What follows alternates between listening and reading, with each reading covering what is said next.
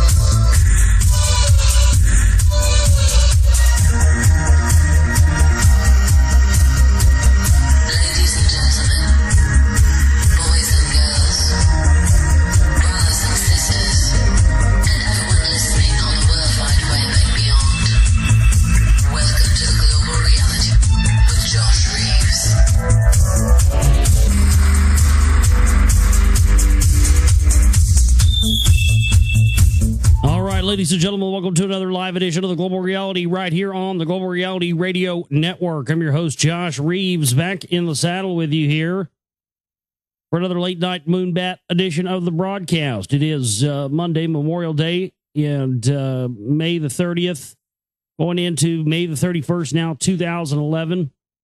Been a few weeks since I've been live here with you. As many of you know, the reason why that is, I had talked about this happening sooner or later, and of course on May 21st, my father Bart Reeves passed away sadly from complications and stuff with his cancer, and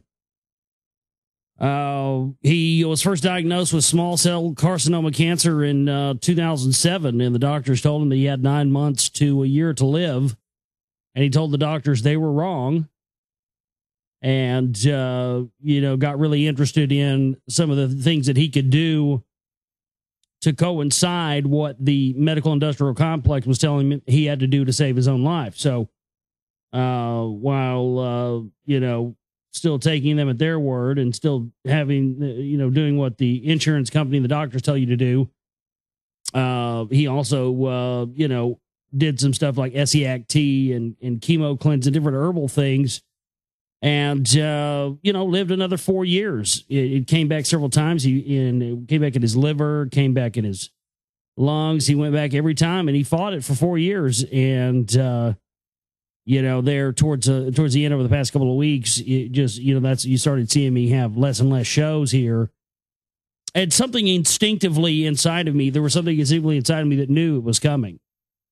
And if you listen to the last few shows that I did, before that happened, you can hear it in my voice, and you can hear me, I just wasn't able to get into the frame of mind of doing the work and doing radio and all this stuff, with good reason, especially with the passing of my uncle as well. And I just want to say, we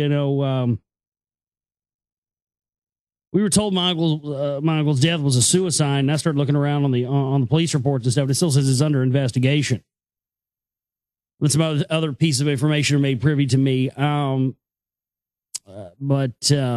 can't really say too much, but it really is the value of information is something that's very powerful. And information is important because information can be the difference between the difference between what somebody believes about your death and the feelings about your death or not. I don't know. I just, I was made privy to some information during my, going to the backwoods of East Texas, where my family, where my dad's side's from, where my dad was buried at, and hearing stuff about, guns being, prints being wiped off the gun, stuff like that. I've heard about, man, oh man, oh man. But, we lost my uncle and my dad within a week of each other. So it's just a huge tragedy for our family. It's one of those types of tragedies that you think only happens to other people. that you hear about on television or in movies. Really, it really was that kind of deal. Not even kidding. The absolute toughest thing I've ever gone through in my life. I'm surprised. I'm even up here talking to you guys tonight. It's taken me all of us, and I don't think it's something you're going to get over fast. So you can't dwell on it forever. But man, oh man, oh man, just a huge tragedy all around for me and my family. So I want to thank everybody out there who's sent kind words and messages and emails during this was going on. I appreciate you guys and love you guys so much. Some of you guys have sent me really opened up and really felt like, realizing that time is short for all of us, and you got to say what you want to say to people while you're still here to say it. If you love somebody and you think they're the shit, man, you need to go tell them you think they're the shit right now. And a couple of you out there, Pisces in the chat room, he sent me a great email. He's a documentary filmmaker and stuff himself. He's one of those guys who, just decided to take the bull by the horns and do it on his own. And he sent me a super great email. Thank you. You know who you are out there. Reality Manufactured, I think, is what his email was. But anyway, you know who you are. And just a lot of people out there send great emails and stuff like that. A lot of people were sending me messages saying, is there anything we can do? Could we send flowers, or could we send donations or whatever? And, so it has been kind of light for us over the past couple of weeks. We're not being here, not doing shows. It's hurt us, and we got to get the bills paid this week. We've got the chipping banner with a whole thing to go, and we got to get that done this week. So, just whatever you can do to continue to support me and my work is the best thing you can do right now. Everything as far as, all everything for my dad's was taken care of, and we don't need any more flowers or anything like that, but like I said, man, it is the toughest thing I've ever had to go through in my life. No amount of information or knowledge or anything else that you can have can prepare you for something like this. I mean, you can know 7 ways to Sunday that this is not the only reality that exists. There are many other dimensions and other realities that our spirit or our soul that is inhabiting this material plane body and is being shackled in this weak body and imprisoned here, that could exist in other realms of reality. You can know that all 7 ways to Sunday and believe it. It still doesn't help you in a situation like this. It really doesn't. But you know what? I got to say, me and my dad had, we had problems, I guess, like any father and son usually does. Stemming from the fact that, him and my mom divorced when I was, I don't know, a year old, 2 years old, something like that. And so I don't have any memories of what that was like to ever live in the same house with both of my real parents, but my brother and my sister do, because my stepmom, who is actually my mom, I don't even like to call her my stepmom. That's rude to me, because she's my mother, Kathy Reeves, and not my mother by birth, but she's my mother. That's a fact.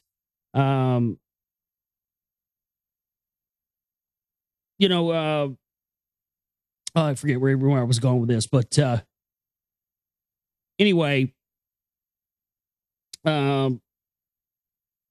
and my dad did have some. Yeah, it stemmed from the fact that my parents were divorced when I was very young, and so you get pulled back and forth between these families, and you get people over here on one side telling you one thing, and people over here on this other side telling you another thing, and both people are trying to make the other one look bad. I mean, I was really grew up in that, and so for a lot of years growing up, I did have, there was some weird stuff between me and my dad, but it was just because I was young and I just didn't understand things. I didn't understand how things were. I didn't understand how it went, And then as I got older and, started having a life experience of my own and getting out there and really understanding, getting a better grasp on, on really what the reality of things were. Me and my dad really grew close in the last, 8-9 years or so. We had no animosity between us.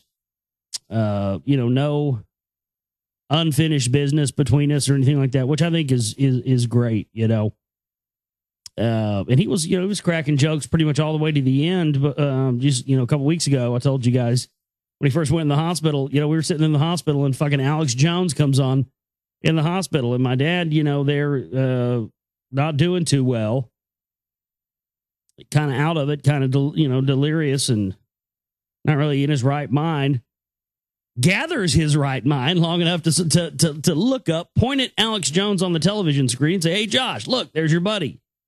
I'll never forget that. It was great. Because, I mean, in the state he was in, I don't know how he was able to pull that out and do it. That was really awesome. And, it's really, that's the thing is you only remember the good things. You don't remember the bad things. You don't remember, I can't even, I struggle to think about anything bad or a bad time that me and my dad had. You don't even remember them. And same thing with my uncle. It really doesn't matter to me. I've come to the conclusion it doesn't matter to me. Because we were told, going back to thinking about my uncle, we were told it was a shotgun originally. We got down there to my grandparents' house, and they had it was less than a week, I think, about a week after the apparent suicide of my uncle there. And I was, I'm not going in there. They had the house open, and all the family was in there and stuff. I was not fucking going in there.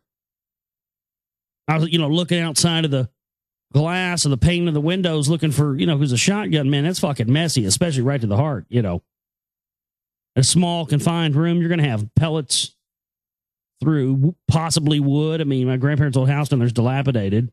You're going to have pellets through wood and window panes broken, stuff like that, So I was looking outside the room and I didn't see anything like that. I'm going, what's so fucking weird? And then my uncle tells us, yeah, he didn't shoot himself with a shotgun, even though that's what we were told. He shot himself with my grandfather's 30-30. Now, that's a rifle. That's just a tad bit different than a fucking shotgun, don't you think? So, regardless of, if there was chicanery going on or weird stuff going on with the death of Michael, I don't know if there is. I'm sure the authorities will find out because there's an investigation on it. So, whether there was chicanery going on or whether he did indeed kill himself, whatever, I've decided my feelings about him are not going to be any different. Because at first, when I first heard about it, knowing in the shape that my dad was in, it was this whole thing where I was like, fuck him. He's a fucking pussy. He couldn't hang, losers kill themselves. Losers commit suicide. People who are pussies who can't hang with life, can't figure a way out and live this life, take their own life. That was my attitude about it. And it is still my attitude about it most of the time. But, I don't want to feel that way about my uncle, who I very much loved, if that's not what happened. So I've just come to the conclusion that, no matter how it happened, I'm not going to have negative thoughts about him because, you got to walk a mile in somebody's shoes. And I don't think anybody knows what anybody's going through till they go through it themselves. And that's certainly been the situation with this. So, again, I want to thank everybody who sent their kind words and well wishes. And some of you guys just said some really extremely nice stuff about me and my work and my show, and I appreciate that very much. Also, do want to take the time out to say fuck you to all the cocksuckers out there who came in my chat room and sent messages to my email and said, "Hey man, you haven't done a show in a while. You ever going to do a fucking show again? Hey man, is there a show tonight? You gonna do? Is there a show coming up? When's there going to be the next live show? Don't you think you've had a long enough break? What are you doing over there? Sucking your own dick?" I mean, literally. I literally got stuff like that, folks. I lost my uncle and my father to death within a week of each other. A couple of weeks ago. The 21st was when my father died. Needless to say, I've been a little bit busy. I contemplated whether or not to even come back and do the show ever again at all anyway. After that. After getting messages like that. Luckily I got, a lot of good ones. I did get some ones. But, I mean, the ones where people were just acting like I was over here jerking off or something. Like I wasn't going through some major life shit here. My family and everything else will always come before this radio show or any of this stuff. That's just a fact. You don't like me for that? You don't want to listen to my show for that? You don't want to support me for that? Fine. Don't. But when it comes to something that concerns my family, that's always going to come first. And I'll tell you this. I think her name's Violet Alien, I think, or something like that in the chat room. She's one of our great listeners. She's been around for a long time and support the show and a big fan of what I do. And she had said some kind words in the chat room, something to the effect of, now my dad could see what, what I've sacrificed and what I've done for other people and how many people I've affected and helped. And I really got a lot of emails like that from people that said, I've changed their life. I've had a lot of people say that to me, man, for close friends and listeners. It's the most honorable thing that I could ever have bestowed upon me is for somebody to say that to me. That's heavy, man. And when you hear that, it just only want to makes you try that, twice as hard. At least for me, it does. So, that was the whole thing. I mean, I just kind of felt a little bit hurt. Like, some of these, like, people were really, they didn't give a shit about what I'm going through or what I'm still going. It's not over. I mean, this is still happening, man. I mean, I'm still in the grieving process here. It's kind of a huge life, earth-shattering thing for me and everybody around me. And so, I haven't wanted to rush back up here yet and do this, but I felt like tonight was the right night to do it and the right night to get up here and talk about this stuff with all of you and get it out and be very therapeutic for me as well.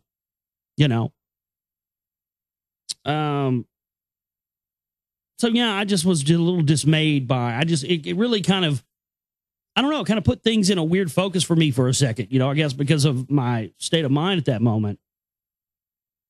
And so I was reading these and I just really got fucking mad. I was like, you know what? Fuck, I don't need this shit. Fuck this. And as I was saying, Violet Alien there in the chat room had said something about, me making sacrifices and stuff for the people of this show. Well, let me tell you something. Not anything I ever really thought about until recently. My dad found out he had cancer initially in 2007, and that was right around the time when I was starting this show. And my dad was always a big supporter of my show. He may not have always agreed with everything I talked about, but who does? Nobody does. Nobody should. Not even my dad. But man, I did get him on board with a lot of stuff and got him woke up to a lot of goods. He did, I'm proud of my dad for that because he was one of those, Fox News, Rush Limbaugh, right wing all the way, man, all the way America, could do no wrong type of guys. And we got him woken up to, 9/11 and chemtrails and the police state. And, when he started, he was a big History Channel guy.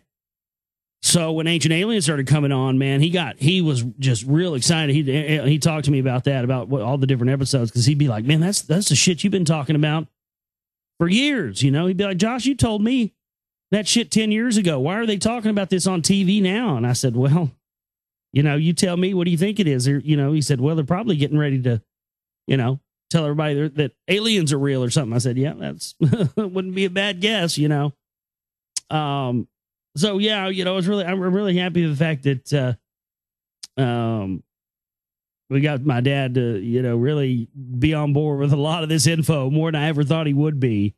I'm really proud of him for that. He did. He came a long way in trying to at least understand, that's at first he was very, very much against it and very much, oh, I won't ever believe that. But, so that was, that was one of those things where it was really cool to see him change and understand that. But, oh man, where was I? Lost my train of thought again.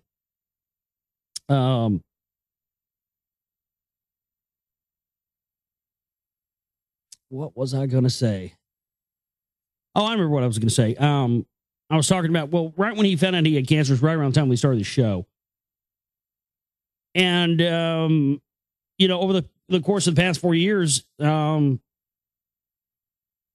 with him initially getting this and to the point now, there were many, many, many times in that 4 years. In fact, every day of every month of every year of those 4 years, I could have been spending that time with my dad, because we knew, time was short. We didn't know how much time he had, but we certainly thought he had longer than he got, I sacrificed a lot of days, a lot of Sundays, and a lot of dinners, and a lot of holidays, even Easters and stuff like that, that I could have been spending time with my dad to do this work. I don't know if a lot of you out there even have ever known that, I don't get up here and just say that, but it's the truth. I mean, but that's the kind of guy my dad was too, Hey, he worked his ass off every day of his life with not much to show for it, just so we, his kids, me, my brother and sister, could, grow up and try to do something and play music and do what we wanted to do and be free. And it is, he started having, he had back surgery in like 85. So constant pain from that, knee surgery, and then, on through the years with everything else and doing manual labor. I mean, he was just, constant pain, but he did that and sacrificed everything every day of his life so that we can have something and have a future and continue it on. And in my own way, that's that looking back on it, that's what I've done over the past 4 years of doing this radio show. I could have, there was a lot of times when I could have spent that time with my dad and not been working on this stuff, but I don't regret it. That's for damn sure. But I'm just saying, we all make our sacrifices, and as long as you continue to focus on what is important and what your mission in life is,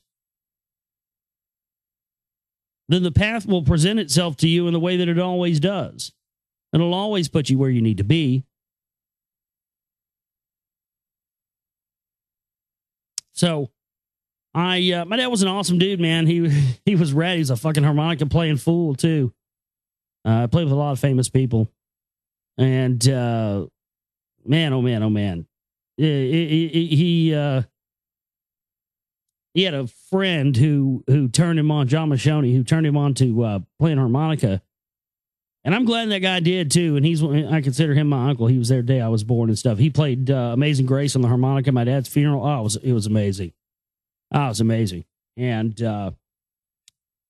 I'm glad he did. I'm glad he turned him on to music, because if he hadn't, I don't know if me and my brother and my sister would have gotten into music like we had. And that's just, the whole experience of this. We were down at the same cemetery just 7 years ago. In 2004, my dad hadn't had cancer or anything yet. My grandfather had just died of cancer. Me and my dad were there picking out his headstone and stuff. And so we're out there picking out the headstone. My dad said, yeah, we need to, pick out some spots over here. Do you want to be buried over here by me? I'm like, Dad, I don't want to be talking about this shit right now. We got a lot of time before we need to talk about that. It's, no, we need to talk about it. I never would have dreamed we'd just 7 years later, or in the span of 7 years, we'd have lost my grandfather, my uncle, and my dad. Just unbelievable. And I lost my grandmother, my mother's side of the family last year. In the face of all of this and whatever comes before you, it is a part of your path. It is a part of what you're learning. It's a part of your experience. It's a part of everything that is, that encompasses your journey here in this specific incarnation. And that's really what the show's always been. And like I said, I did there for a minute contemplate, saying, fuck this shit, People are going to talk to me like I'm some fucking trained monkey, like I need to just, oh, fuck your emotions, fuck how you feel, fuck what your life and what's going in. Get up here and perform for us and give us some truth radio, monkey boy. And you motherfuckers out there that sent me that shit, you know who the fuck you are. I don't ever want to see you around my radio network or hear from you motherfuckers ever again. Fuck you. I don't care how long you've been listening to my radio network. I don't care how much money you've donated. Fuck you. I don't even be treated like that by anybody.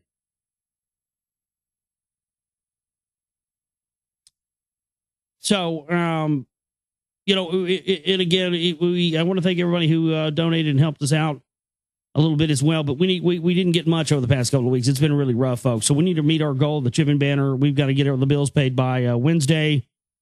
Anything else we can get in here, the donate button is there for that. If, you know, people send me emails, ask me what they can do and help me out. Well, that's it, man. Just need help in this. It's been rough for this past month because when I'm not live, we don't get the support we need, and I haven't been able to go live because of all this shit happening. And I'm not going anywhere. I'm not going to quit. I'm not going to stop. I just, I had to be honest there with you about the feelings that I had and how that affected me and stuff, And it was good for me to do it. I really think I feel good about the fact that I came here and did this tonight. But we're going to have ourselves a regular, plain Jane, run-of-the-mill, regular global reality show here as well for you tonight. Love to hear from you. globalrealityshow@gmail.com. That's my email address if you want to get anything in on the show tonight. globalrealityshow@gmail.com. That's globalrealityshow@gmail.com. My website is www.theglobalreality.com. That's www.theglobalreality.com. It's where this broadcast originates from. And I'm glad to be back with you guys, man. It's been a while, but we're going to keep on chugging forward here. And hopefully we're going to be able to get back in the saddle of doing, get my mind back into the focus of this stuff. And I am starting to more and more feeling better today than I think I have yet. So we're going to keep chugging forward with this. We're also going to be reading tonight. We've got a lot of news. Not a lot, but we got some news to cover here tonight. Probably a good 1, 2, 3, 4, 5, 6, 7, 8, 9, 10, 11, 12, 15 stories. Not a lot, but still kind of a lot. So we'll jump into some news tonight, and we're also going to continue to read in our continuing saga of reading from William Bramley's The Gods of Eden, Chapter 36 for you tonight, The Universe of Stone. So we've got a big broadcast for you tonight. I hope you have plenty of coffee, plenty of Moonbat juice ready for you here tonight on this late night Moonbat edition of the show. By the way, I've explained this umpteen million times on the show, but let me do it one more again for the people sitting in the cheap seats in the back. Sometimes they're just, you can't fucking hear back there. But, you get tickets for food stamps. So, whatever. I've explained umpteen million times on this show that I'm aware that the term Moonbat is used to describe liberals and stuff like that by the Republicans. I'm quite aware of that. But what we've taken, we've kind of reclaimed it and re-owned it and turned it into this whole new, different type of meme for people who stay up late and listen to my show and listen to my vibe and what I do. So it's, I'm quite aware it's a derogatory term used to describe pinko commie lefty liberals, but, we're reclaiming it here. So fuck them. We'll take a break, come back, and we'll jump into the news of the night. We'd love to hear from you in email as well, globalrealityshow@gmail.com. It's globalrealityshow@gmail.com. You're listening to The Global Reality right here on The Global Reality. All right, back here with you on The Global Reality right here on The Global Reality Radio Network. I'm your host, Josh Reeves. It's good to be back with you, folks, and appreciate everybody sticking by me and being there and continuing to support the show and glad to be back here with you. So tonight we're going to be getting into some news as per usual here for a Monday and for a Metal Monday. Yes, indeed. How long is it? It's been just too long since you had one of these, isn't it? Suck Satan's cock, motherfucker. Oh yeah, been way too long since you had one of those. I know you've been waiting. So there you go. But we've got some news tonight. Again, love to hear from you. If you've got emails, if you got anything that you want to talk about, or you got anything you want to hear me talk about, globalrealityshow@gmail.com.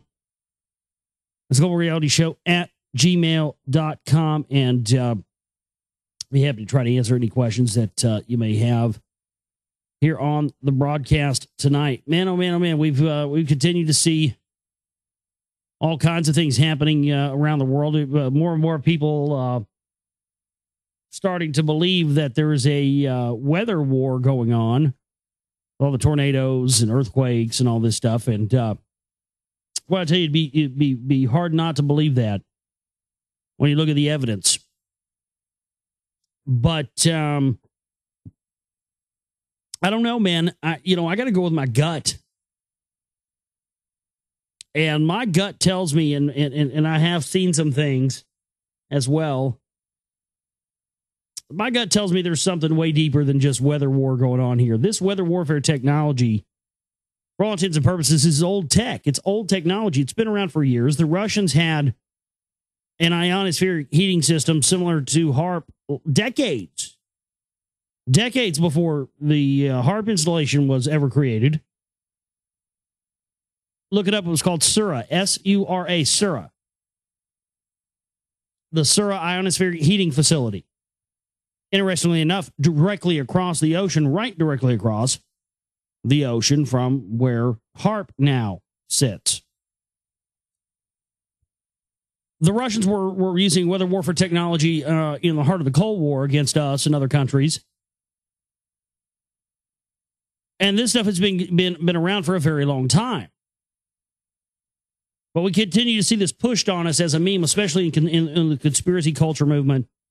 You see this, everything. A dog farts in Mississippi, and it's fucking HARP. Well, number one, technology has evolved well past HARP and things that we don't know the names of at this point. Or could be playing a big part in this, but I think there's something way more bigger than this. And I sort of think this weather war thing is sort of a red herring. I can't remember. It was very close to one of the last broadcasts that we did. And I was discussing this video that many of you saw. It went completely viral on the internet, but it happened right here in my own backyard. It just happened in Fort Worth, not too far here from Dallas. And it was this video of this fantastic video of these, what they said were transformers exploding. Well, transformers, they spark and they pop and that's it. They're done. But these things created all these different colors and they were going on and on and on. And then you would see these white orbs appear above. And I had talked about what that appeared to me as it appeared to me that these were some of these, whatever these are, craft or some sort of species that can exist outside of Earth's atmosphere. I don't know. That seemed to be feeding off of this. Of course, Story Musgrave has shot video from this from the space shuttle.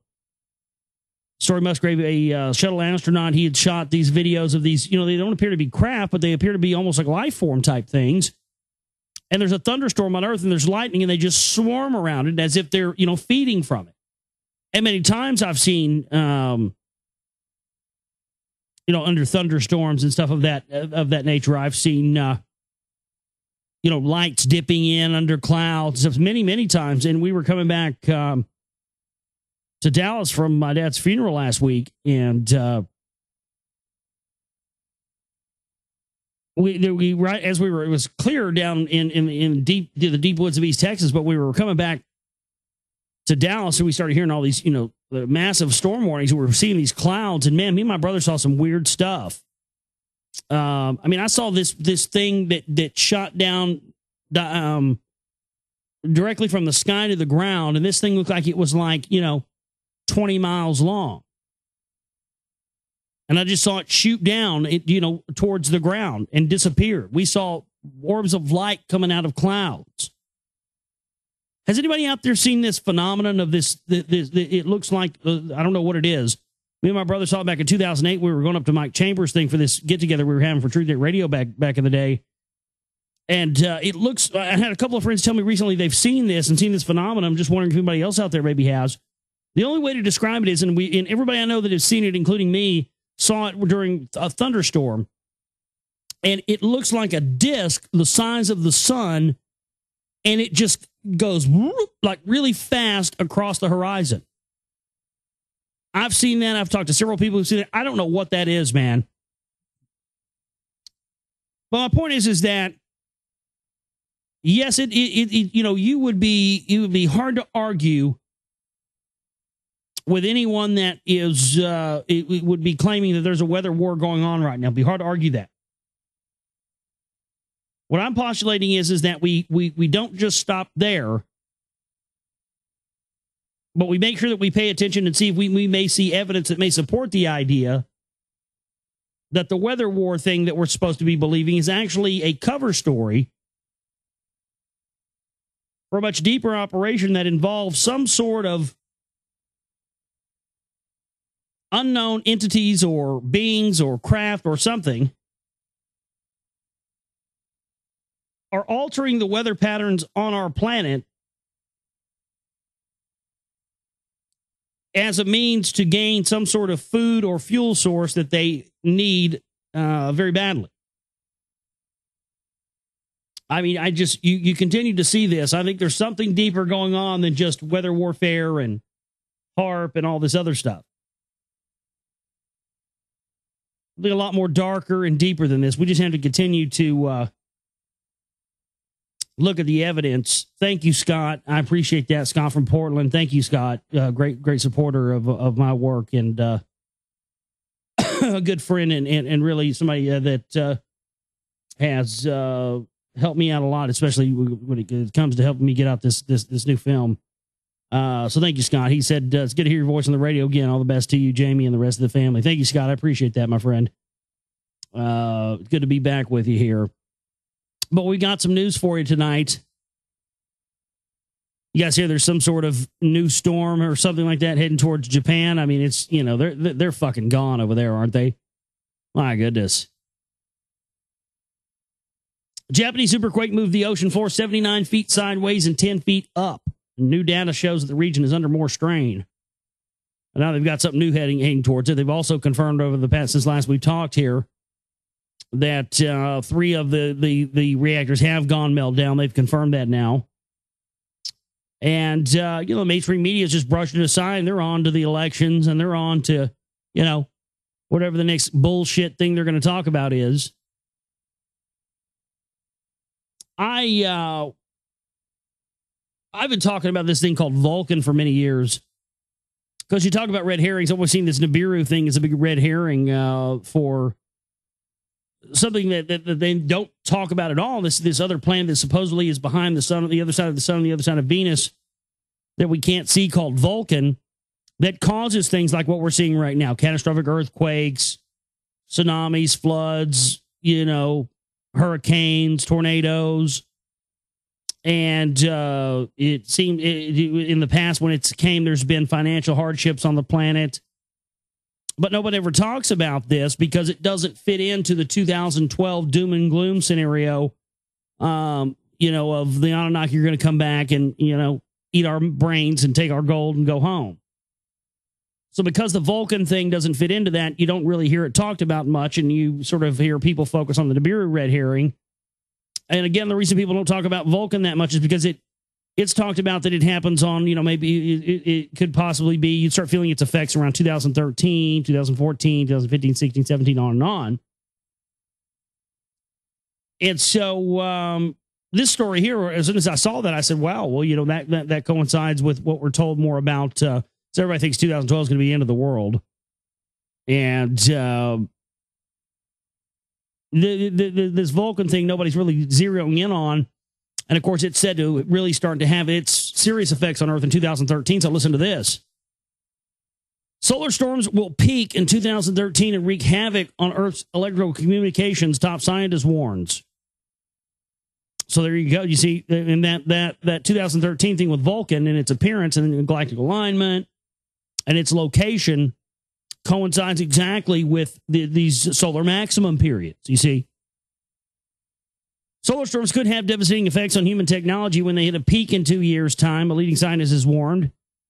U.S. National Oceanic and Atmospheric Administration Assistant Secretary Catherine Sullivan said that the storms pose a growing threat to critical infrastructure such as satellite communications, navigation systems, and electrical transmission equipment. Solar storms release particles that can temporarily disable or permanently destroy fragile computer circuits. Dr. Sullivan, a former NASA astronaut who in 1984 became the first woman to walk in space, yesterday told a UN weather conference in Geneva that's not a question of if, but really a matter of when a major solar event could hit our planet. She is not the only expert to issue a warning about the threat posed by solar storms. In February, astronomers warned that mankind is now more vulnerable to such an event than at any other time in history, and that the planet should prepare for a global Hurricane Katrina-style disaster. Right.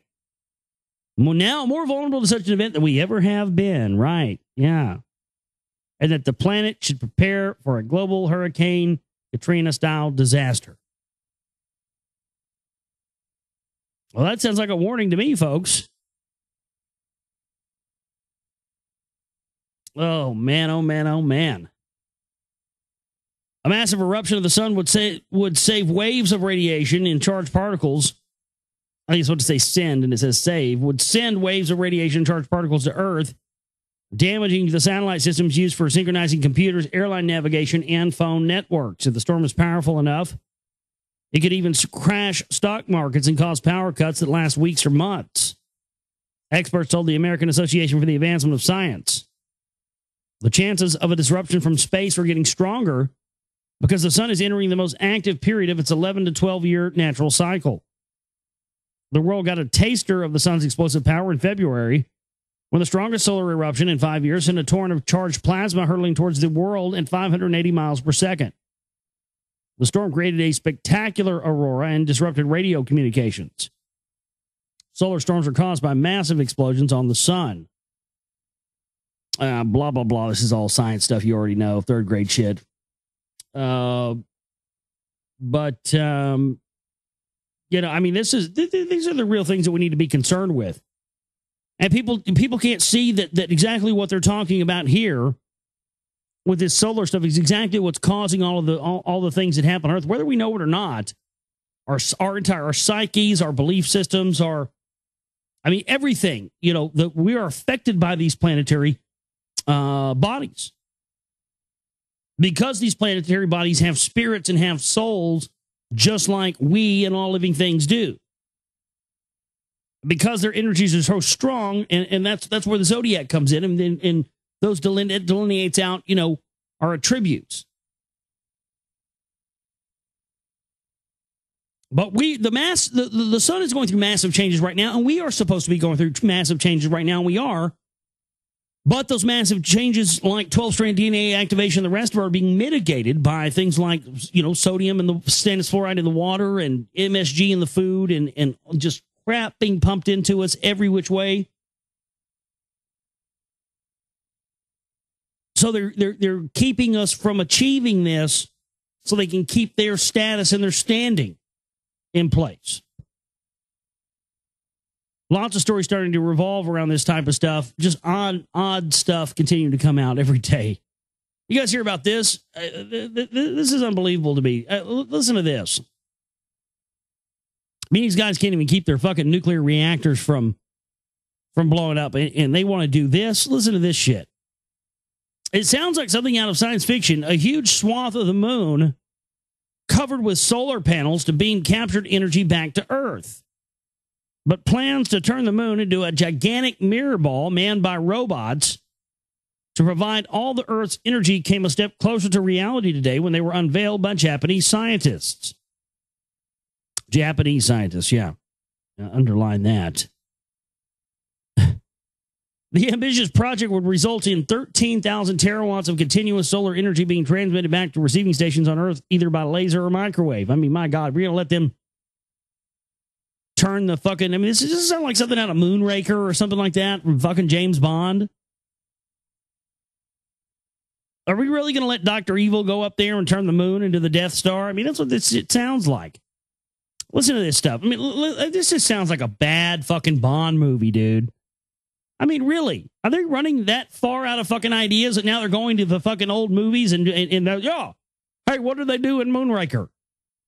Okay, we're doing that. That's the plan. I've got it. We're doing what they did in Moonraker. It's a great plan. We didn't have the technology then. We do now. We can do it. Fuck it. We're doing the Moonraker. Operation Moonraker is a go.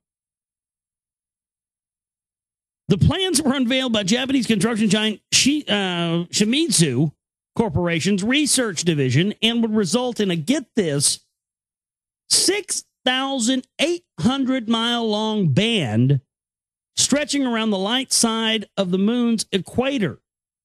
It would measure up to 248 miles in width and feature a 12-mile-wide antenna to transmit the power.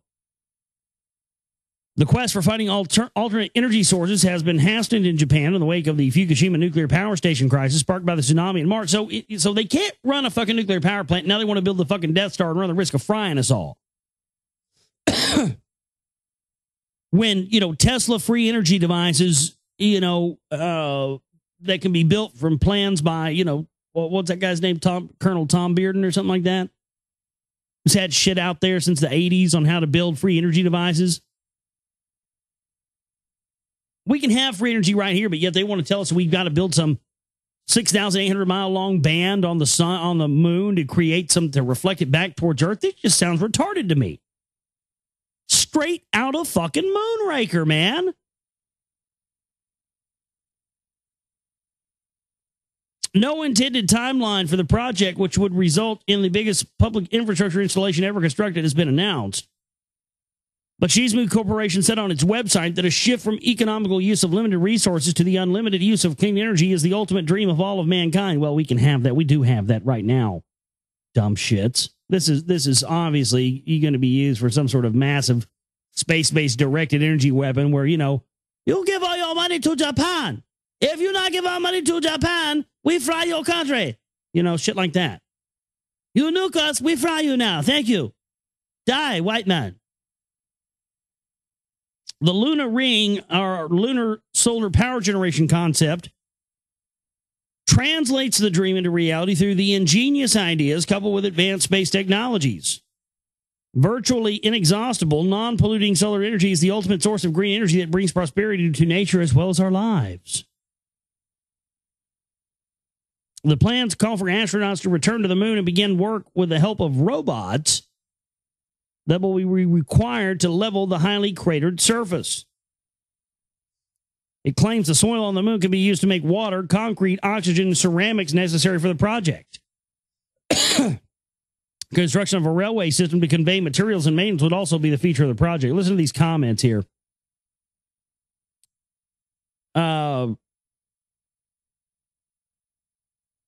Somebody says, great idea, but have they got permission to build from the aliens that are on the moon?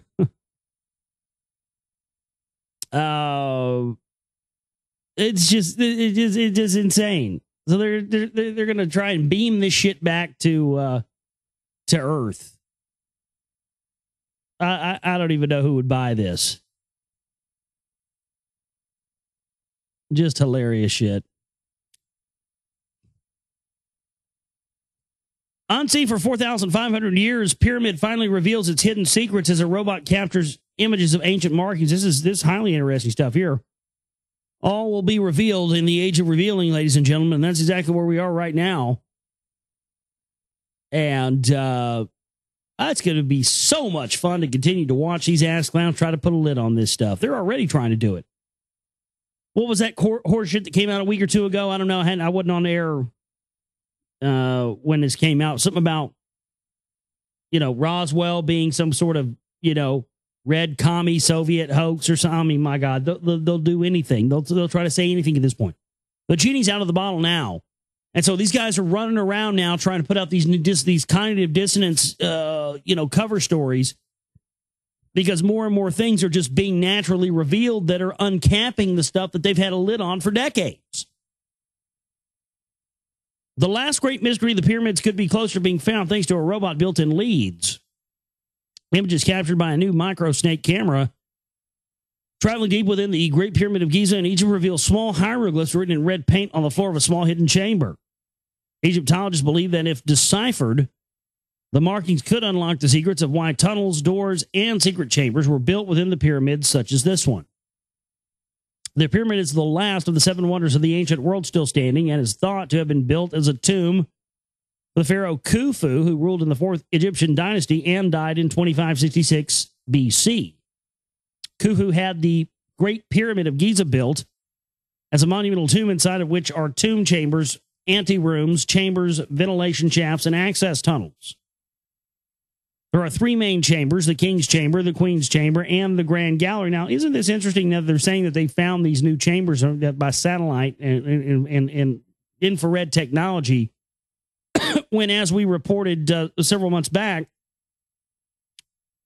the Discovery Channel had put an article out just a day before the revolt and the civil war broke out there and the unrest in Egypt, that they had located these 2 new chambers inside of the Great Pyramid. Now, immediately with the antiquities getting looted and everything else, you could see, it was easy for us to say, oh, well, obviously you look what's going on here. But This is now newer information. They've since then now you scanned it with infrared. They're really looking for something, folks. The King's Chamber has 2 shafts connected to outside, but 2 tunnels from the Queen's Chamber deep inside the widest parts of the pyramid have 2 stone doors. It's not the first time robots have been used within the pyramid to gather evidence about the intricate workings of the structure. The latest robot, built by engineer Rob Richardson from the University of Leeds, has a bendy camera that sees around corners. The images revealed there could be numbers of graffiti, which were common in Giza at the time of the pyramid's construction. Egyptologists believe that the marks could be the work of stonemasons or work gangs, or could denote names, numbers, or dates. The door, which puzzles experts, can be seen to be polished, thanks to the bendy camera, making it out as an important part of the structure rather than simply as something to stop debris entering the chamber. Zahi Hawass, Egypt's Minister of State Antiquities Affairs, is the director of the project, named Djedi after the magician that the pharaoh Khufu consulted when planning his tomb. He says no other pyramid has a tunnel and door like this, suggesting that it may well contain a hidden room. Hawass told the New Scientist the magician Djedi met Khufu, who was searching for the god Thoth, so he could find the secret of hiding his pyramid. Maybe there's something hidden in the pyramid. Oh, yeah, well, they're going to reveal all that. Whatever the energy source there is. You see how this is all coming out, how they're just systematically allowing this to come out? They've got a plan here. They're executing that plan. NASA plans to send satellite to an asteroid in 2016. Well, why is that? We're all going to die in 2012. Why are you worried about something that's going to come hit us in 2016, right? The U.S. Space Agency on Wednesday announced plans to send the first unmanned spacecraft to an asteroid to collect samples and return them to Earth for further study. The spacecraft, known as Origin Spectral Interpretation Resource Identification Security Regolith Explorer, or the OSIRIS-REx. That's just so cute. That's just so cute.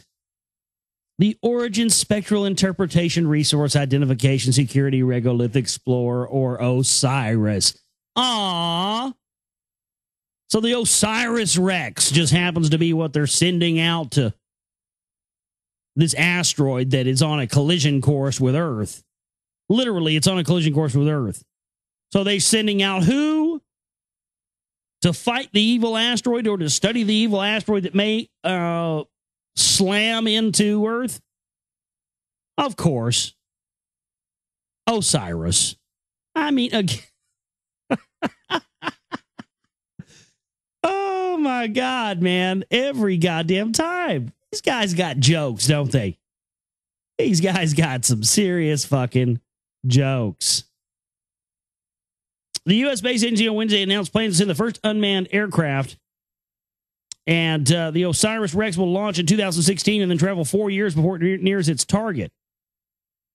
The destination is near Earth. Is a near-Earth asteroid known as 1999 RQ-36. After 6 months of surveying the terrain from a distance of 3 miles, NASA scientists will choose a spot, activate the craft's robotic arm, and pluck about 2 ounces of material to return to Earth. The samples are scheduled to arrive in 2023. This is a critical step in meeting the objectives outlined by President Obama to extend our reach beyond low Earth orbit and explore into deep space. And it's funny, they wiped out from this article. It was here before. They have wiped out and scrubbed from this article the part of the paragraph where it said that this asteroid is on a collision course with Earth. And that's why they were going to send this there. But it was there before when I first looked at it. It's now been removed. Isn't that nice? It did kind of sound like that was a little bit too much info to me. Normally, they don't offer that kind of info up. There's ones that have been close to Earth many times, from what I understand, and we're never told about. Huh. I think they fucked up and they had to go back and scrub that. Or maybe some people started freaking out, so they had to go back and say, no, it's not on a collision course with Earth. No, we never said that. No. Prove it. We never said it. Well, I saw it, dude. I saw it earlier. And the page had auto-refreshed, and when I scrolled back down to it, that info it was gone. It's a raw story article from the AFP, and it's gone from both of them. So as per usual, man, oh man, Chicanery continues. Somebody get some smelling salts and some fucking alcohol and wake up Philip K. Dick and tell him that his shit has now come to life. The U.S. Department of Homeland Security has begun field testing new technology designed to identify people who intend to commit a terrorist act. Now, pre-crime. Remember that? Minority Report? Well, listen to this. Nature reported that the Department of Homeland Security has been conducting tests of future attribute screening technology in the past few weeks at an undisclosed location in the Northeast. The technology uses remote sensors to measure physiological properties such as heart rate and eye movement, which can be used to infer a person's current mindset. According to a privacy impact assessment released by the DHS in 2008, the technology is intended to measure a person's malintent, the intent to cause harm. Now, you know, a lot of people think a lot of things, but not everybody acts on it. Did it go around and arresting people because, you know, maybe they thought about doing something bad at some point? We've all thought about it, but thinking about something and doing it are two different things. This is the Orwellian nightmare we've all feared for years. It's now at our doorsteps. It's not coming anymore, folks. I hope you all understand that. I hope it doesn't take my stupid ass to tell you that all the things that you heard about on these type of shows and movies and stuff like that for years, that, oh, it's coming, it's coming. No. It ain't coming no more, baby. It's here. It may not have gotten to where you live yet, but it's already here. Behavioral scientists hypothesize that someone with malintent may act strangely. Yeah, you think? Show mannerisms out of the norm. Well, also, you know, maybe getting your cock and your cunt grabbed by these child molesting and these fucking perverted cocksuckers of the TSA. You know, maybe that is going to make you act a little abnormal. You're about to get your shit grabbed by some, you know, goddamn sea hag with a wart hanging off of her nose. I mean, at least get a big titty blonde or something. Give the ladies some, you know, a nice chunk of meat, or give them a stallion or something to, you know, feel them up. They don't give you that. They give you DMV employees. That's what they give you. God almighty. The fast technology design capitalizes on these indicators to identify individuals exhibiting characteristics associated with malintent. Suck Satan's cock, motherfucker. The Department of Homeland Security has claimed accuracy rates of around 70%. 70%. So I mean, yeah, we're accurate about 70% of the time. Yeah, about 70%. Mm-hmm. That other 30%, though, them guys got the chair. They're fucked. But hell, you know, 70% ain't bad. I mean, hell, them other 30%, they's going to go to the chair anyway. It don't matter. Even having an iris scan or a fingerprint read at immigration is enough to raise the heart rate of most legitimate travelers. Tom Ormond, a psychologist in the investigative expertise unit at Lancaster University, told the magazine Nature. John Verico, spokesman for the Department of Homeland Security, said that he could not comment on the performance of FAST because the results were still being analyzed and that additional tests would continue to be conducted. Unbelievable stuff there. Unbelievable stuff. Let's see what else we got here now. Man, we got a lot of news.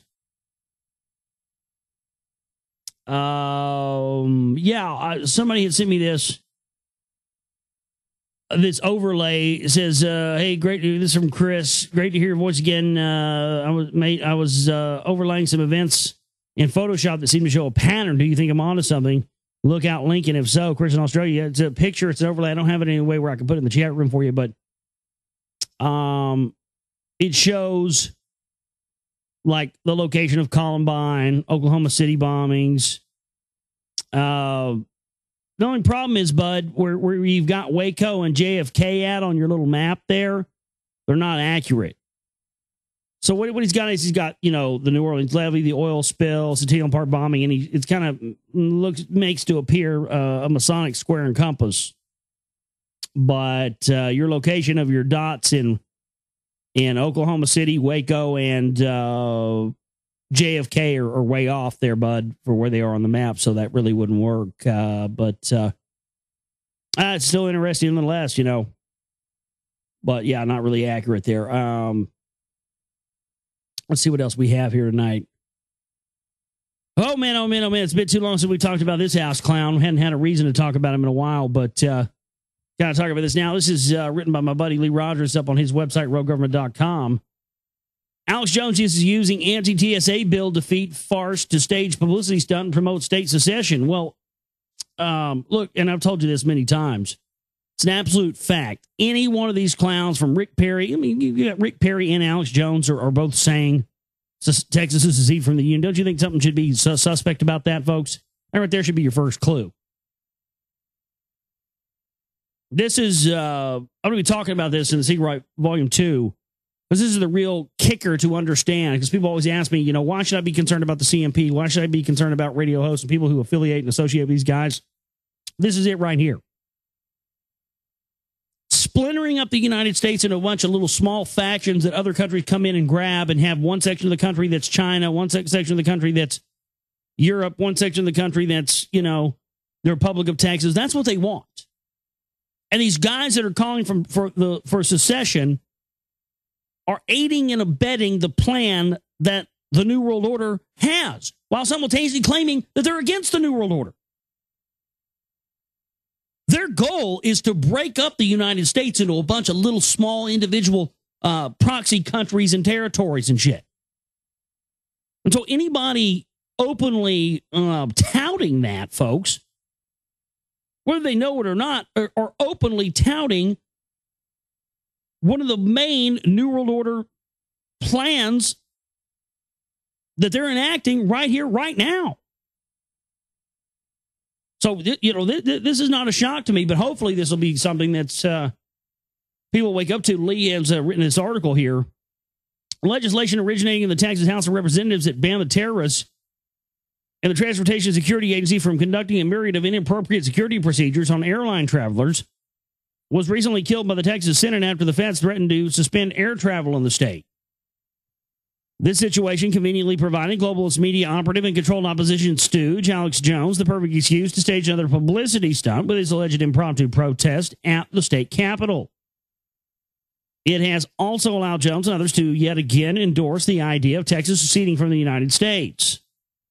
In a recent interview with Russia Today, a KGB front op, I'll just like to add that in there, Jones argued that Texas would be better off if it seceded from the United States. Well, you're done. I mean, he was already done, but that's you're done yet again, Jones. Jesus Christ. How many times we got to declare this fucker over with before people stop saying his goddamn name? I'm over him. I'm past him. I mean, he's nothing. He's gone. He's on their time. He's on their side. What more you need to know? If you don't know that he works for the New World Order, you're an idiot and you're going to die with the idiots anyway. Let the dead bury the dead. Fuck them. I don't got time. A lot of shit I want to do. I'm tired of worrying about ass clowns like Alex Jones. I got bigger fish to fry than that fuckhead. He's nothing. He's a fucking, he's one of their stooges. They got many of them, you know. I mean, it's just, you're coming into this too late if you're buying into his garbage still anyway, I think. You know what I mean? That's a little late to play catch up, Bubba. Pains me to even talk about the guy. I give so little of a fuck about him anymore. No, because I used to enjoy exposing him and talking about him more, but I just, you know, how much left is to say about the guy? I don't have anything left to say about him. You know, I don't consider myself in the same, you know, movement and league and category, and I'm not involved in any of that stuff anyway. I separated myself from that stuff a long time ago. So, you know, if he wants to go brainwash people and he wants to get people buying into his bullshit, you know what? It's his right to do so. As an American, Alex Jones has the right to do what he wants to do, and it's also my right to expose everything that he does and talk about it here on this show. It's a, you know, it's an even trade-off. So, you know, he's going to continue to do what he's going to do. I'm going to continue to do what I'm going to do, and I'm going to continue to just talk about his ass and laugh at him every chance I get. How about that? Let's see what else we got here. Chinese guards Chinese prisoners are forced to play World of Warcraft and make money for guards. You with me, my God? I send you to the mobile kill van. We're going to fucking harvest your organs if you don't get us some fucking defeat these dwarfs for us. It's common practice for Chinese labor camps to force prisoners to bust shoulders and dig ditches, but a former inmate has recently come forward to shed some light on a little-known practice that goes on behind the scenes: virtual labor. Lou Dolly spent 3 years in one such labor camp and claims that he had a hard day's work. After a hard day's work was completed, he and up to 300 of his fellow detainees were forced to make virtual money in online games like World of Warcraft for the benefit of prison guards. The guards would then use the virtual cash for their own means, including trading it for real-world money. And the Dolly claims that he overheard guards bragging they could make close to $1,000 a day off the efforts of the inmates. I mean, that's just taking a little far right there. My goodness. Let's see what else we have here tonight. You know what? Fuck it. I'm done with the news for tonight. We had a few more things to cover. I'm done with it. I'm done talking about it. And I've been going on and on and on and on here tonight. Look, we're going to take a break and come back. When we come back from the break tonight, we're going to be getting into Chapter 36, Universe of Stone, out of William Bramley's The Gods of Eden. Definitely want to stick around for that. GlobalRealityShow@gmail.com if you want to get in any more emails done. Let me go back over there real quick, see if we got any more in. No, we hadn't got any more in. But if you want to get any more in tonight, that's where you send them at. GlobalRealityShow@gmail.com. This is our fundraising week for the show. We have to meet the rest of our goal this week to pay the bills, which are coming up Wednesday. And we haven't had a lot of support over the past couple of weeks since I've been gone with the death of my uncle and my father, and still trying to come to grips with that. And so anybody out there and all our friends who can help us out with that, please help out and use the chipping banner so we can meet the goal on that. Use the donate button if you want to make larger amounts, whatever you can right now, folks, and it's much appreciated. Stay back here with you on the Global Reality right here on the Global Reality Radio Network. I'm your host, Josh Reeves. Thank you for being with us tonight. Glad to be back with you, Moonbats, and we're pushing forward into the future here. Continue on with a task at hand, with our job at hand, and that is to get out some information out there and really trying to change people's minds around a little bit about things, and give people some perspective and keep people from being, tricked into another false perception by these illusionists at the very top of the command here. So that's what we're going to continue to do. And again, we got to raise our bucks for the week and everything. So please support our work if you can. We're going to continue on here tonight. Chapter 36 from William Bramley's The Gods of Eden, Universe of Stone. People will not die for business, but only for ideals. Adolf Hitler in Mein Kampf. Saint Germain and Jesus were not the only messiahs to appear in the 1930s, bearing promises of an imminent utopia. Another messiah was gaining a large following in Germany. His coming was said to be the beginning of the millennium. Using one of the Brotherhood's most important symbols, the swastika, the German messiah's name was Adolf Hitler. Adolf Hitler, of course, was the strutting man with the toothbrush mustache who became absolute dictator of Germany and instigated World War II. Hitler and his entourage would look comical to us today were not the consequences of their lunacy so tragic. During his young adulthood, before rising to power, Hitler lived in Vienna. One of Hitler's friends during that period was Walter Johannes Stein. During World War II, Dr. Stein became an advisor to England's Prime Minister, Sir Winston Churchill. Much of what Dr. Stein had to say about Hitler's early life found its way into a book entitled Spear of Destiny by Trevor Ravenscroft. Spear of Destiny reports that Hitler had become a devotee of mysticism during his poverty-stricken days in Vienna between 1909 and 1913. When Hitler was in his early 20s, Hitler was convinced that he had achieved higher levels of consciousness by means of drugs and had made a penetrating study of medieval occultism and ritual magic discussing with Stein the whole span of the political, historical, and philosophical reading through which he formulated what was later to become Nazi Weltanschauung, a spiritual concept of human history. In his autobiography, Mein Kampf, Hitler affirmed the importance of this period in shaping his ideas. Hitler did not develop his ideology in a vacuum. One of the most influential mentors was a Viennese bookstore owner named Ernest Prechke. Prechke was described by Dr. Stein as a malevolent-looking man with a somewhat toad-like appearance.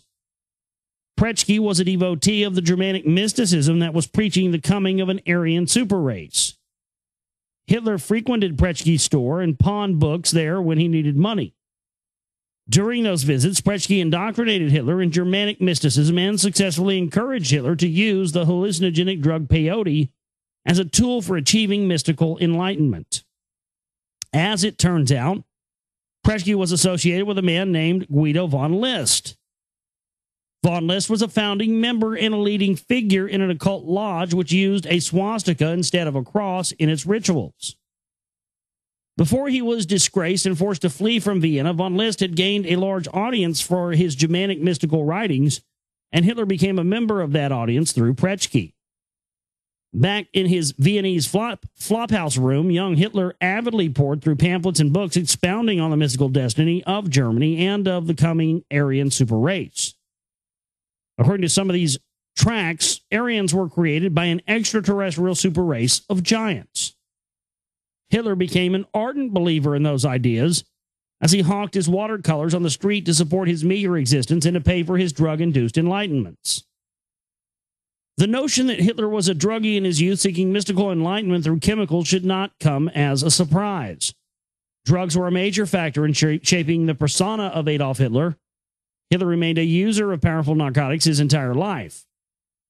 According to the diaries of Hitler's personal physician, Dr. Theodor Morell, which surfaced in the U.S. National Archives, the German dictator was reportedly injected with various painkillers, sedatives, strychnine, cocaine, a morphine derivative, and other drugs during the entire 4 years of World War II. The mystical philosophy so eagerly adopted by the young Hitler was the same one which had already deeply affected the Kaiser and other German leaders. In fact, Houston Stewart Chamberlain, the mystic who had so influenced the Kaiser, years later declared Hitler to be the prophesied German Messiah. On September 25, 1925, the Nazi newspaper Volkscher Babenbacher celebrated Chamberlain's 70th birthday and declared his work, Foundations of the 20th Century, to be, quote, the gospel of the Nazi movement. As we recall, the Kaiser considered the same book to have been sent by God. Hitler's road to politics began as a German soldier during World War I. When that war broke out, Hitler enlisted. He remained very concerned about the mystical destiny of Germany and continued to ponder the Aryan question while fighting in the fields. This made him very unpopular with his fellow soldiers who were more concerned with the food, leave, women, and an end to the war, which nearly all of them detested. Hitler, on the other hand, flourished in the war-torn environment and distinguished himself as a soldier. He won the highest award of a soldier of his rank, corporal, and he won the Iron Cross First Class.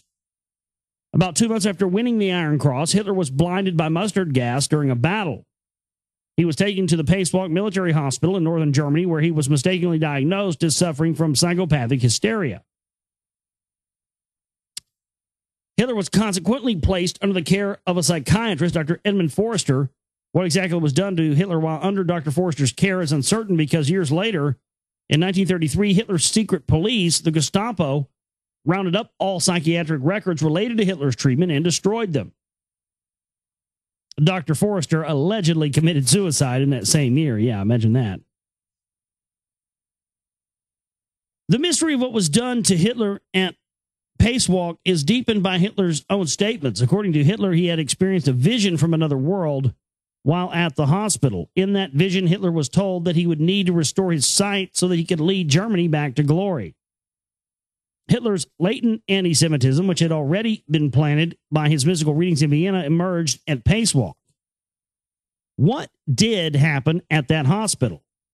In a shrewd piece of detective work published in the journal History of Childhood Quarterly, psychohistorian Dr. Rudolf Bennion suggests that Hitler's visions may have been deliberately induced by the psychiatrist. Oh, imagine that. Edmund Forrester, as a means of helping Hitler recover from his blindness, Hitler's mystical beliefs were well known, and they would certainly have come out in his psychiatric interviews. Dr. Binion cites a book completed in 1939 entitled Der Augenzeuge, The Eyewitness, written by a Jewish doctor named Ernst Weiss, who had fled Germany in 1933. In the book, the author tells a thinly fictionalized story of a man, A.H., Adolf Hitler, who was taken to Pacewalk Hospital for psychiatric care. A.H. claims that he had been hit by mustard gas. At Pacewalk, the psychiatrist in charge deliberately induces visionary ideas into the mind of the hysterical A.H. in order to effect a cure. The miracle cure is successful, and years later, in the summer of 1933, the psychiatrist attempts to send the records of the treatments abroad to keep them out of the hands of the Gestapo. In the article, Dr. Binion points out that Hitler's psychiatrist, Edmund Forrester, had been abroad in Paris that summer, and it is Dr. Binion's guess that Forrester may have revealed the facts of Hitler's treatment to someone at that time, resulting in the book Der Augenzeuge. Forrester may also have been the person who revealed that two other very high-ranking Nazis, Bernhard Rust and Hermann Göring, both had histories of severe mental problems. Rust was a certified psychopath, and Göring was a former morphine addict. After Hitler's discharge from Pacewalk in November of 1918, he traveled back to Munich, and he remained in the army, and in April of 1919, he was assigned to espionage duties. A communist revolution had just occurred in southern Germany, and a Soviet republic had been declared there after the regional government collapsed. Hitler was one of the soldier spies selected to remain behind in Munich and circulate among the pro-communist soldiers to learn the identities of their leaders. When a German Reichswehr force from Berlin moved in and crushed the rebellion, Hitler walked down the ranks of captured soldiers and singled out the ringleaders. The German soldiers who were identified by Hitler were taken away for immediate execution without trial. Hitler watched as many of his victims were put before the wall and shot. Hitler's stellar performance in Munich earned him a promotion. He was assigned to the highly secret political department of the Army District Command. Hitler's new unit was an intelligence operation that engaged in acts of domestic terrorism. The Reichstag, right? The unit refused to accept Germany's defeat in World War I, and so it assassinated some of the German leaders who had negotiated Germany's surrender. A prominent leader of the District Command was Captain Ernst Röhm. Röhm was a professional soldier who had served as liaison between the District Command and the German industrialists who were directly funding the District Command to help it fight communism. Captain Röhm and many other members of the District Command were members of a mystical organization known as the Thule Society or the Thule Society. The Thule believed in the Aryan super race, and it preached the coming of a German Messiah who would lead Germany to glory and a new Aryan civilization. In Spear of Destiny, we learned from Dr. Stein that the Thule group was financed by some of the very same industrialists who supported the District Command. The Thule was also directly supported by the German High Command.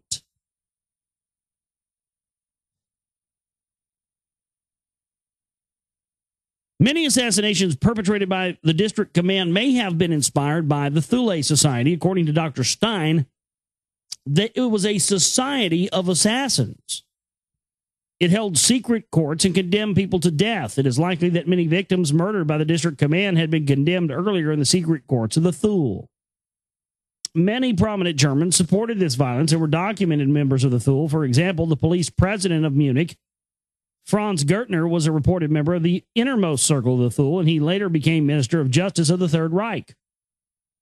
After joining the District Command, Corporal Adolf Hitler became a good friend of Ernst Röhm. It was Röhm who took Hitler to see Dietrich Eckart, a morphine addict who headed the German Thule Society, and Röhm had a purpose for arranging this meeting.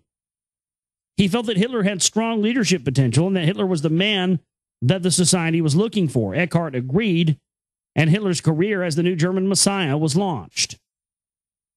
The vehicle used by Hitler to gain political power was a small socialist organization known as the German Workers' Party. In September 1919, Hitler was sent by the District Command to attend a meeting of the party. Hitler was subsequently invited by the party to join it, and within a year, he became the party's leader. At a 1920 party rally held in Munich, in a Munich beer hall, Hitler announced that the German Workers' Party was to be renamed the National Socialist Deutsche Antibiete Party, or the Nazi Party for short. In Mein Kampf, Hitler stated that he had made an agonizing decision to quit the district command in order to participate in the German Workers' Party. Many historians strongly doubt that Hitler had left the district command and believe instead that the German Workers' Party was the vehicle used by the district command to covertly further its own political aims. There is good evidence to support this conclusion. Ernst Röhm, Hitler's mentor in the district command, was already joined and started shaping the German Workers' Party before Hitler became a member. Röhm greatly assisted Hitler in transforming the German Workers' Party into Hitler's political tool. Röhm grew with the fledgling Nazi Party and later became a leader of the Nazi SA organization, better known as the Brown Shirts. Thule leader Dietrich Eckart, who was also closely affiliated with the district command leaders, became the editor-in-chief of the new Nazi newspaper. And Hitler had by no means abandoned his district command friends. They were all there in turning the German Workers' Party into the Nazi Party. Although the Thule Society was probably the most important mystical organization behind the formation of Nazism, it was not the only one. Another was the Vril Society, which had been named after a book by Lord Bulwer Lytton, an English Rosicrucian. Lytton's book told the story of an Aryan super race coming to Earth. One member of the German Vril was Professor Karl Haushofer, a former employee of German military intelligence. Haushofer had been a mentor to Hitler as well as to Hitler's propaganda specialist, Rudolf Hess. Another Vril member was the second most powerful man in Nazi Germany, Heinrich Himmler. Heinrich Himmler became head of the dreaded SS and Gestapo. He incorporated the Vril Society into the Nazi Occult Bureau, and yet another mystical group was also the Edelweiss Society, which preached the coming of a Nordic Messiah. Nazi financial director Hermann Goering had become an active member of the Edelweiss Society in 1921 while living and working in Sweden. Goering believed Hitler to be the Nordic Messiah. Nazism was clearly more than a political movement. It was a powerful new brotherhood faction steeped in brotherhood beliefs and symbols. The emblem chosen to represent the Nazi Party was the swastika, an important brotherhood symbol since antiquity. Hitler was proclaimed not only a political messiah, but also a religious messiah whose coming signaled the fulfillment of the apocalyptic philosophies espoused by German mystical groups. Hitler's coming was to bring about the 1,000-year Reich, a millennium in which mankind would be purified and reach its highest state of existence. Nazism was a custodial religious philosophy as much as it was a political ideology. In a speech he gave at the Nazis' 1934 Nuremberg rally, Hitler said about the party, quote, "Its total image, however, will be like a holy order. Its total image, however, will be like a holy order." So, meaning he envisioned the Nazi Party as sort of a like the Jesuits or anything else, a holy order, the Templars. The brutal Nazi Party as a holy order? The idea seems laughable in hindsight until we note that this would not be the first time in history that a holy order was responsible for massive atrocities. The Dominicans who ran the Catholic Inquisition during the Middle Ages were another example. World War II lasted from 1939 until 1945. It took a terrible toll on human life. Much of that toll was the result of the Nazis' most horrific accomplishment. A massive German concentration camp system in which 11 million people died. 6 million of the victims were Jews. By that time in history, concentration camps had become quite the fashion, beginning with the British in Africa, continuing with the Bolsheviks in Russia, and the American internment of Japanese Americans in World War II, and sinking to their lowest levels of barbarity in Nazi Germany. Most people know the Nazi concentration camps for their gas chambers, grisly human experiments, and the deliberate starvation of inmates. The camps are a part of the Nazis' so-called final solution. The final solution was not just an attempt to racially purify the human race by physically exterminating all Jews and other undesirables. It was an effort to kill them in accordance with a grand economic plan. As in Russia, the Nazi concentration camps were designed to be a vital part of the national economy. More than 300 camps were constructed in Germany alone. Many of them were located near large factories, specially designed to be ran on slave labor provided by the camps. The infamous Auschwitz camp, for example, was constructed next to an enormous industrial plant for processing and refining oil and rubber. The intent of the final solution was to destroy.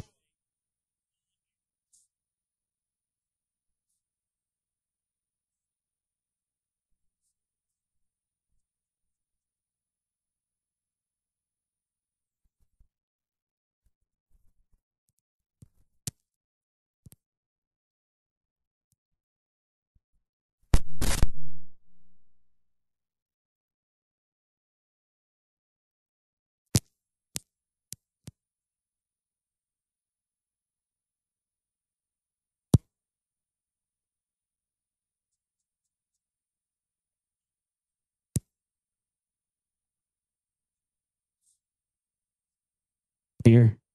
There we go. All right. Give me just a second here. There we go. I knew something was wonky was going on. Something was weird going on with my microphone. Sorry about that. Looks like we got it fixed here. Weird stuff. Hadn't used this stuff in a couple of weeks, so you know how that is. Oh, all right. Let me see where I left off here. The intent of the Nazis' final solution was to destroy non-human Aryans, which the Nazis thought of as human mutations. And this goes on to talk about, now I'm not going to get into the stuff like lampshades and all that stuff that's been proven hoaxes. And I'm not going to, I don't know. I know he wasn't trying to make it that kind of book, but it just, I don't know. It just bugs me when I see all these, I'm not one of those people that doesn't believe that the Holocaust never happened, but certainly the numbers were inflated and there was some chicanery stuff going on there. That really is true. But regardless of all that, people still did die. But, I don't know. He seems to be towing the line here, the official story on that. And that, it's important to note that, the same people that we're talking about here, you had Jews killing Jews, Ashkenazis, killing Sephardics. But my point is that, that whole setup, that whole lie is coming from these same custodians that he's talking about here. So, for the sake of that, why not just come out with that? You know what I mean? It's kind of, I don't know. Anyway, let's continue on. The Nazi concentration camp system reduced human beings quite literally to the level of livestock. Yeah, that's the whole modus operandi. Yeah, livestock. That's what they've reduced all of us to. I mean, it hasn't stopped. The concentration camp is now the suburbs. I mean, this is the truth. We're there now. Most of the concentration camp factories were operated by the giant German chemical combine IG Farben. In fact, one of Farben's subsidiaries manufactured the poison gas used in concentration camp gas chambers. A remarkable book, The Crime and Punishment of IG Farben by Joseph Borken, documents how the Farben companies, in cooperation with the Nazi SS, ran the concentration camps and adjacent factories as a business enterprise. Mr. Borken's book reproduces a settlement of accounts made between IG Farben and the SS for the work of concentration camp inmates. The receipt is a neatly handwritten slave labor rates placed in a very businesslike fashion. When the war ended, all 24 top executives of IG Farben were also taught, with a special emphasis on the occult meanings of the swastika. Hitler dreamed that the SS would build the foundation of the new Aryan utopia. Those that were admitted members of the SS were charged with crimes against humanity at the Nuremberg trials. The German subsidiaries of ITT and General Electric As had been true earlier, the district command, this direct funding enabled the SS to act outside the purse strings of the larger national party. It also permitted the industrialists to have a more direct influence into SS activities. Nazism and all of its atrocities could never have happened without the support of the German banking fraternity. Banking, industry, and government were as tightly interwoven in Nazi Germany as they are in nearly every nation today. In Germany, many bankers held management positions in other companies, not the least of which was IG Farben. For example, Max and Paul Warburg, who ran major banks in Germany and the United States, and also were Jews. Let me make sure and let you know that Paul Warburg is a Jew. I remember one time I had Jim Mars on, and some cocksmoker on RBN was calling me a shill because every time I said Paul Warburg's name, I didn't point out that he's a Jew. I mean, if you don't know Paul Warburg's a Jew, there's not much I can do for you, bud, you know? Give me a fucking break.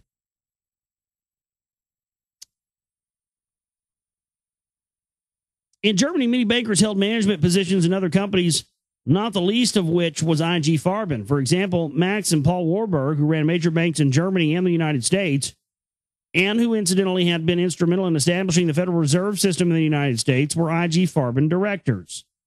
H.A. Metz of IG Farben was a director of the Bank of Manhattan, which was a Warburg bank in the United States that later became part of the Chase Manhattan Bank managed by the Rockefeller family. One director of the American IG Farben was C.E. Mitchell, who was also a director of the Federal Reserve Bank of New York and National City Bank. Most significantly, of Hermann Schmitz, president of IG Farben in Germany, had served on the boards of the Deutsche Bank and the Bank of International Settlements.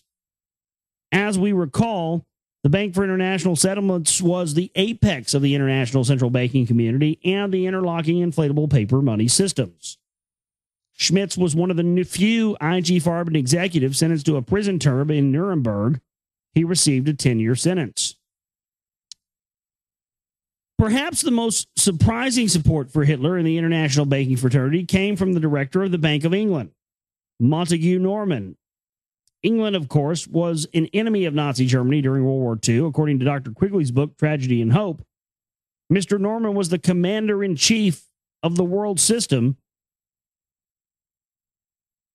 commander-in-chief of the world system of banking control during his governorship of the Bank of England from 1920 until 1944, said Dr. Quigley. Many wealthy and influential persons like Montague Norman and Henry Detering, owner of Shell Oil, directed public attention to the danger of Bolshevism while maintaining a neutral or favorable attitude towards Nazism. Montague Norman apparently felt more than mere neutrality towards Nazism, however, according to a Chicago newspaper story dated November 3rd, 1938. The Bank of England continued to support Hitler even after the Nazi director embarked on his program of conquest. After Hitler invaded Czechoslovakia in violation of the Non-Aggression Act pact between then Prime Minister Chamberlain of England and Hitler, the Bank of England gave Nazi Germany 6 million pounds of Czech gold reserves held by the bank. In the same way, the small clique of German petty princes had made a fortune from the war in the 18th century by renting soldiers to warring nations. A small clique of banks and multinational corporations made large profits from providing goods and services to both sides of the fighting in World War II. After giving early support to Hitler, the Bank of England naturally provided loans to Britain to fight Hitler. At the same time that the German subsidiaries of ITT and General Electric were giving money to the SS and providing needed services to Nazi Germany, other branches in America and elsewhere were aiding Germany's enemies. As IG Farben fueled Hitler's war machine in Germany, one of its old cartel partners, Standard Oil, fueled the Allied effort against Germany. While the Ford Motor Company provided materials for the American army to fight Germany, Ford plants in Germany were turning out military vehicles for the Nazis. No matter who won the war, those banks and companies would profit and find favor with whoever emerged victorious. The overwhelming role that various bankers and industrialists played in propping up Hitler and in building the Nazi war machine has caused some historians to view those bankers and industrialists as the true powers behind the Nazism. They were indeed highly significant, but were they actually the ultimate sources that gave us Nazism? As we have already noted, Nazism arose out of the mystical Brotherhood network. Some researchers have erroneously concluded that radical Brotherhood organizations have been the tools of political, military, and economic leaders rather than vice versa. This mistake is usually made because few historians have dared consider that the Brotherhood network has been senior in power and influence to human elites. Once that influence is acknowledged, one must then ask, who is the power behind the Brotherhood? We have, of course, already answered that question in a manner of unacceptable to a great many people, members of an extraterrestrial race, i.e. the custodial society. Once we begin to take such an extraordinary possibility seriously, we must return our gaze to the pages of history for confirmation. In this case, to Nazi Germany. When we do so, we discover something quite remarkable. The Nazis themselves claimed that an extraterrestrial society was the source of their ideology and the power behind their organization. Throughout history, Brotherhood organizations have been pledging ultimate loyalty to assorted gods, angels, cosmic beings, ascended masters from other planets, and similar non-terrestrials, nearly all of which appear to be custodians disguised by veils of myth. The Thule Society and Nazi mysticism itself also claimed that its true leadership came from extraterrestrial sources. The Nazis referred to their hidden extraterrestrial masters as underground Superman. Hitler believed in the Superman and claimed that he had once met one of them, as did other members of the Thule leadership. The Nazis said that their Superman lived beneath the Earth's surface and were the creators of the Aryan race. Aryans therefore constituted the world's only pure race, and all other people were viewed as genetic mutations. The Nazis planned to repurify humanity by murdering everyone who was not Aryan. Top Nazi leaders believed that the underground Superman would return to the surface of the earth to rule it as soon as the Nazis began their racial purification program and established the 1,000-year Reich. These Nazi beliefs are very similar to other custodial religions, which teach people to prepare for the future return of supernatural or superhuman beings who will reign over a utopian earth. As in other custodial religions, the coming of the Nazi Superman would coincide with a great final divine judgment, or the divine judgment that Hitler had declared in court during his early Nazi days. It would seem then that the Nazi Superman were not extraterrestrials at all, but were earthly in origin because they allegedly hailed from beneath our planet's surface. Yes, inner Earth dwellers. That's what we're talking about here. However, Hitler and his mystical compatriots had a curiously inverted view of the universe. To their way of thinking, the universe consists of infinite rock, which is broken by numerous hollow areas. In other words, the universe is alike an infinite piece of Swiss cheese, solid with many holes in it. The concave surfaces of the hollow areas are the surfaces of the planets, including Earth. Humans are therefore not living on the outer surface of a round ball. They are being pushed by gravity against the inner surface of a hollow area. According to the Nazis, the sun hangs suspended in the middle of the hollow area. The sky is made of blue gas, and the stars are tiny objects, perhaps ice crystals, which hang suspended in a similar fashion to the sun. In this infinite Swiss cheese universe of stone, there are many fissures and cracks that allow travel between the hollow areas. In an adjoining hollow area, according to Nazism, lives the race of Aryan Superman. Hitler's underground Supermen were therefore true extraterrestrials, but in a curiously inverted fashion. Lest it be assumed that the Nazi Swiss cheese model of the universe was one of Hitler's big lies. There is evidence that the Nazi leadership took the idea quite seriously. For example, an attempt was made to locate the British fleet during World War II with infrared rays pointing towards the sky. The Nazis believed that the rays would hit the opposite side of the concave Earth. If for no other reason, we can be glad that the Nazis lost the war, that so we were spared their astronomy lessons.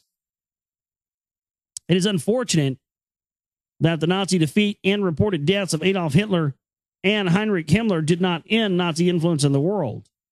After World War II, Nazis participated in many important spheres of activity. And isn't that the truth? We're going to stop there for tonight.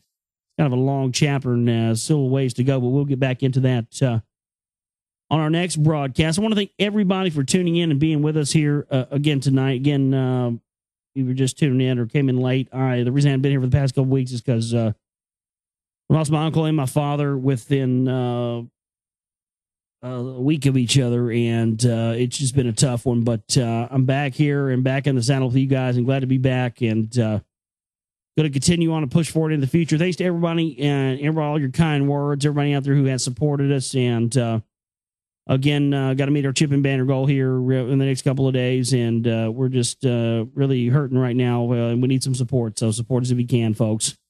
My name is Josh Reeves. I love each and every one of you. We'll see you next time for the broadcast. You guys have a great night. Take care.